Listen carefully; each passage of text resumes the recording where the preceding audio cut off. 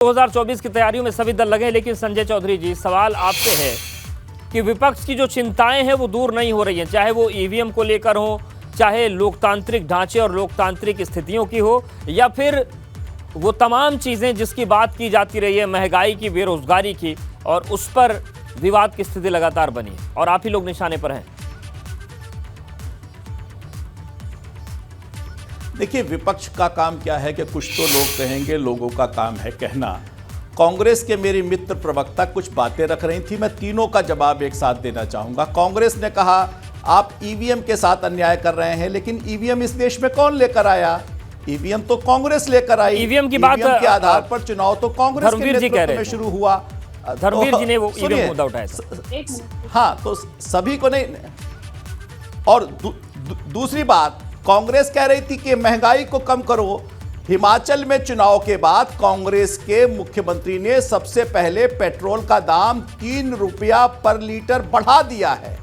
यानी कि आप महंगाई को बढ़ा रहे हैं, आरोप भारतीय जनता पार्टी पर लगा रहे हैं। कांग्रेस के मित्र कह रहे थे कि हम लोकतंत्र के हिमायती हैं।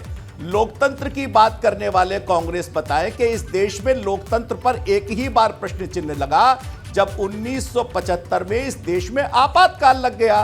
तो आप कहते कुछ हैं, आप करते कुछ हैं। मेरे कांग्रेस वालों, कम से कम इस पर ध्यान दो। आपकी स्थिति तो ऐसी है कि जनता की आप कितनी सुन लेते हो। सोनिया जी रायबरेली से सांसद हैं और जीतने के बाद एक बार भी सोनिया गांधी रायबरेली नहीं गई है। मैं तीनों का जवाब दे दूं। देखिए, नहीं, जवाब ले लेते फिर आ जाएंगे अगले पॉइंट पे, क्योंकि आपने कई हमले कर दिए ना कांग्रेस पर, से जवाब लेना जरूरी। नहीं, तीनों का देखिए, देश में अघोषित आपातकाल की स्थिति है, लेकिन जब भी भारतीय जनता पार्टी से वर्तमान में प्रश्न चिन्ह खड़ा करिए तो उत्तर हमेशा भूतकाल में होंगे। कब तक 70 वर्षों की दुहाई देकर नेहरू जी पर ठीकरा फोड़ते रहेंगे और कब तक ये प्राचीन काल का इतिहास दोहराते रहेंगे? अगर आप नेहरू जी पर ठीकरा नहीं छोड़ना है, आपातकाल किस पर लगा? इमरजेंसी इस देश की सच्चाई है और आपके दो राष्ट्रीय अध्यक्ष बेल पर है, भ्रष्टाचार पर है। भ्रष्टाचार के आरोप में सुप्रीम कोर्ट से जमानत पर कांग्रेस के दो भूतपूर्व राष्ट्रीय अध्यक्ष घूम रहे हैं। इसको कैसे इग्नोर कर सकती हैं आप? ये ठीक है, सुजी जी से संपर्क टूट गया है। धर्मवीर चौधरी जी, आप बताइए। तमाम सार्वजनिक उपक्रमों को मोनेटाइज करने के लिए आपने अपने कार्यालय हजारों करोड़ के बनाने के अलावा इलेक्टोरल बॉन्ड्स के चंदा लेने, एक को ऑडिट हुआ है तो बताइए। सिर्फ और सिर्फ देश को बेचकर अपने खजाने को भरना, अपनी पार्टी फंड बिना कोई कारोबार किए। सोनिया गांधी का कौन सा कारोबार है? और सोनिया गांधी दुनिया में 6वीं सबसे अमीर महिला कैसे हैं? बिना कारोबार किए सोनिया गांधी के पास धन कैसे बढ़ रहा है? ठीक है, चलिए जनता के धन की बात करते हैं। नेताओं का धन बढ़े बहुत अच्छी बात है, लेकिन जनता का भी बढ़े।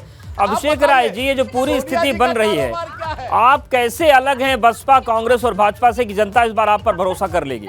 क्योंकि 2022 में आपसे आजमगढ़ में मुलाकात हुई थी, वहां पर आपने देखा था कि बहुत सारे ऐसे दर्द थे 2012 से 17 के बीच सपा के दिए हुए, जो जनता भूल ही नहीं पा रही।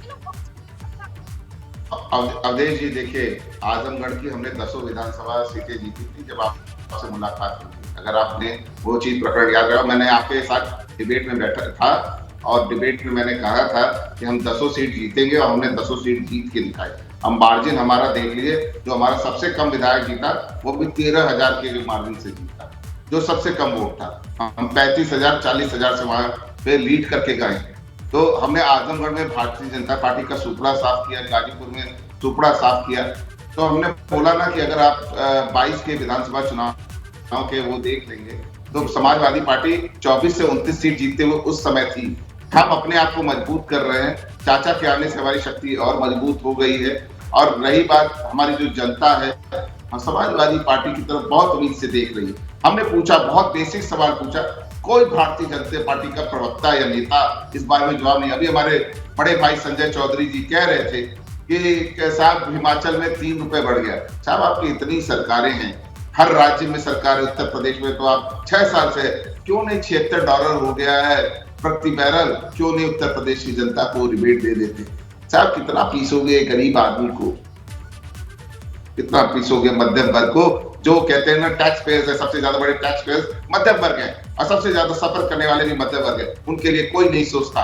मैं पूछना चाहता हूँ इस सरकार से, या आप मुझे बता दो, अगर वो बेचारा गरीब आदमी आपको टैक्स भी देता है, वो गाड़ी खरीदता है तो रोड टैक्स देता है, उसके बाद टोल प्लाजा पे जाता है तो टोल प्लाजा पे टैक्स देता है, सेस देता है, सब कुछ देता है, लेकिन कहते हैं ना ये सरकार सिर्फ अपने उद्योगपति मित्रों की सरकार है।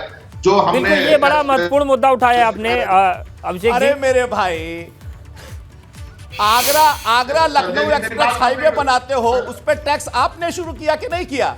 आप बताइए। अगर आपने मॉडल बनाया, अगर नोएडा से आगरा तक और आगरा से लखनऊ तक एक्सप्रेस हाईवे बनाया ना आपने, उस एक्सप्रेस हाईवे पर क्या आप टैक्स नहीं लेते? तो जब करने का मौका आता है, ठीक है, इस पर राय लेनी जरूरी। धर्मवीर चौधरी जी, देखिए ये सवाल मेरे मन में भी आ गया, कोई भी दल हो, चाहे भाजपा हो, कांग्रेस हो, सपा हो, बसपा हो, या तो गरीब पिछड़े की बात होती है या तो उद्योगपतियों की बात होती है, क्योंकि इन्वेस्टमेंट लेके आएगा। मध्यम वर्ग की बात सर कोई नहीं करता। बसपा क्या उस मध्यम वर्ग को साधेगी? इस बार कोई नहीं करता मध्यम वर्ग की बात। या तो उद्योगपति की बात होगी या तो गरीब की बात होगी, मध्यम क्या करे? देखिए अवधेश जी, जिस अहंकार के कारण, गरीब किसान विरोधी नीतियों के कारण कांग्रेस की दुर्दशा हुई है और आज राहुल गांधी मारे मारे घूम रहे हैं सड़कों पर, वही अहंकार जो आज बीजेपी के अंदर आ गया है। आज 40 रुपए किलो आटा बिक रहा है, गरीब आदमी कहां जाएगा? आज छोटा पशु जो है उत्तर प्रदेश की फसलों को नष्ट कर रहे हैं, किसान कहां जाएगा? किसान अपनी आय को दुगना तो नहीं कर पाए, लेकिन जो उनकी फसलें खड़ी हुई हैं उनको छोटा पशु बर्बाद जरूर कर रहे हैं। तो इस पर कौन ध्यान देगा? आज उत्तर प्रदेश में जो है हर 2 घंटे के अंदर एक बहन बेटी के साथ में बलात्कार होता है। तो ये उत्तर प्रदेश की सरकार और मध्य प्रदेश की सरकार क्या बलात्कारियों की महंगाई की प्रतियोगिता करा रही है? ये संवैधानिक हक अधिकारों को खा रहे हैं। आज ओबीसी के आरक्षण को खत्म करके उत्तर प्रदेश सरकार जो है चैन की सांस ले रही है। कोर्ट में फंसा दिया इन्होंने मामला।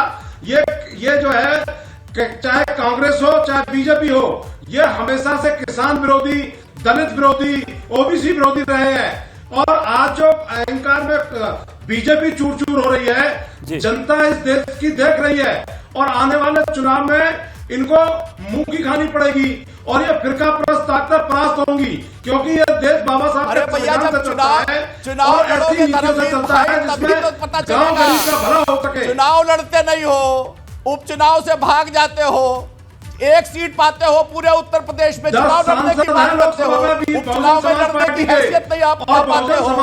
अरे आप बताओ, अरे चुनाव लड़ो तो लड़ने का काम करती है देश की, चुनाव लड़ो मेरे भाई, घर में। ठीक है, सभी के अपने अपने मुद्दे हैं, अपनी अपनी बातें हैं और जनता भी सब कुछ देख रही है।